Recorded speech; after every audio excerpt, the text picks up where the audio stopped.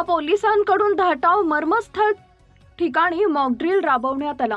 भारत पाकिस्तान युद्धामुळे निर्माण झालेल्या युद्धजन्य परिस्थिती दरम्यान करण्यात येणाऱ्या उपाययोजनांची माहिती देण्यात आली।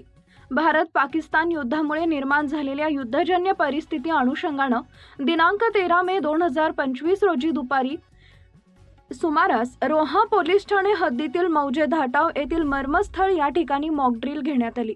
मर्मस्थळ येथील कार्यकारी अभियंता यांनी कळवले, मर्मस्थळ येथील कंट्रोल रूम मध्ये 4 बंदूकधारी इसम घुसले असून अंधाधुंद गोळीबार करत आहेत। तसेच कंट्रोल रूम मधील रोहा शहर MIDC मध्ये सप्लायर होणाऱ्या इलेक्ट्रिक वायरी तोडफोड करत आहेत, असं कळवल्यानं पोलीस निरीक्षक मारुती पाटील, पोलीस ठाणे स्टाफ व जण आक्रोश मोर्चा करता आलेले RCPचे 32 जवान घटनास्थळी रवाना झाले। घटनास्थळी फायर ब्रिगेड यांना सुद्धा पाचारण करण्यात आले होते। तसेच RCP जवान यांना प्रवासात सर्व हकीकत सांगून व समजावून सांगितले। रोहा पोलीस घटनास्थळी पोहोचल्यानंतर मर्मस्थळ येथील वॉल कंपाऊंडद्वारे रोहा पोलीस व हत्यारधारक जवान यांनी आतमध्ये प्रवेश करून मर्मस्थळ कंट्रोल रूम मध्ये 4 वाटेद्वारे प्रवेश करून अंधाधुंद गोळीबार करणारे इसम यांना ताब्यात घेतले। सदर घटनेबाबत माननीय तहसीलदार रोहा, उपजिल्हा रुग्णालय रोहा, वन विभाग रोहा यांना घटनेबाबत माहिती कळवण्यात आली होती। तसेच उपविभागीय पोलीस अधिकारी रोहा हे देखील घटनास्थळी हजर झाले।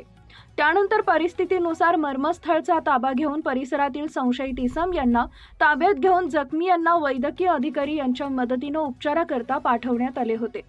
अशा प्रकारे सदरील मॉकड्रिलचं आयोजन करण्यात आलं होतं। मॉकड्रिल करता अधिकारी अंमलदार सामील करण्यात आले होते।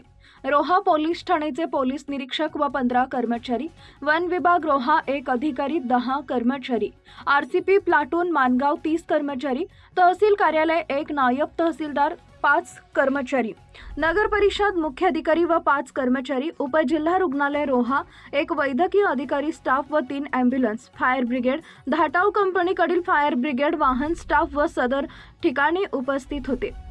वरील प्रमाणे स्टाफ सदर मॉकड्रिलमध्ये सहभागी करण्यात आले होते।